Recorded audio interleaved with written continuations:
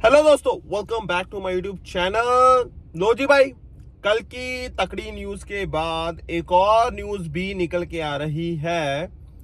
वो न्यूज है जी, petition file हो गई है भाई।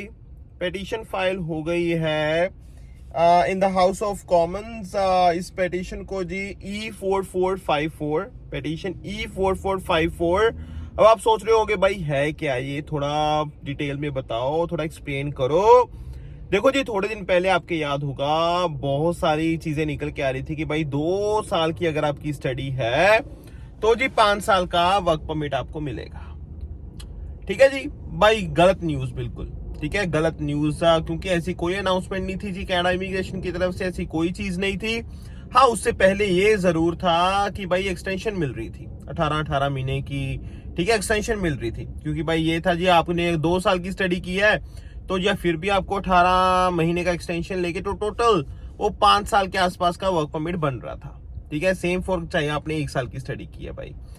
तो जी बात उसमें पिटीशन में ये कहा गया है जी आपका कि भाई देखो, अगर तो आपकी 2 साल की स्टडी है, ठीक है जी, तो हम रिक्वेस्ट करते हैं कि जो पोस्ट ग्रेजुएट वर्क परमिट है वो आप 5 साल का कर दो। वो आप 5 साल का कर दो। और अगर आपकी 1 साल की स्टडी है तो जो पोस्ट ग्रेजुएट वर्क परमिट का जो टाइम पीरियड है वो आप भाई 2 साल का कर दो। तो 2 साल की स्टडी के लिए वो कह रहे हैं जी पिटीशन के अकॉर्डिंग कि भाई प्लीज 5 साल का कर दो, और अगर 1 साल की कोई स्टडी लेके आता है तो प्लीज आप 2 साल का स्टडी आप वर्क परमिट उसको आप इश्यू करो।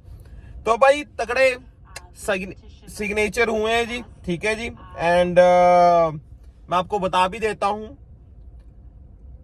इसमें भाई देखो जी, 18 मार्च 2024 को ये प्रेजेंट की गई है जी by Ruby Sahota, the member of parliament from Brampton north.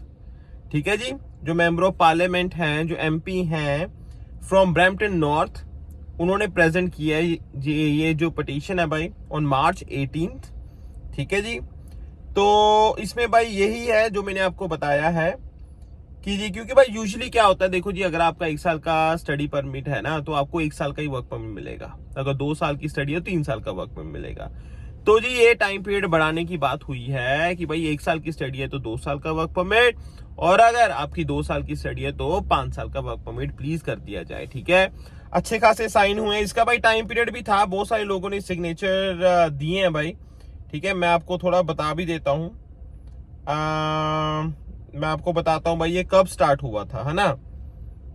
हाँ, the petition open for signatures between October 18, 2023 and February 15, 2024। तो ये टाइम पीरियड था जिसमें देखना था भाई कितने लोग सिग्नेचर करते हैं।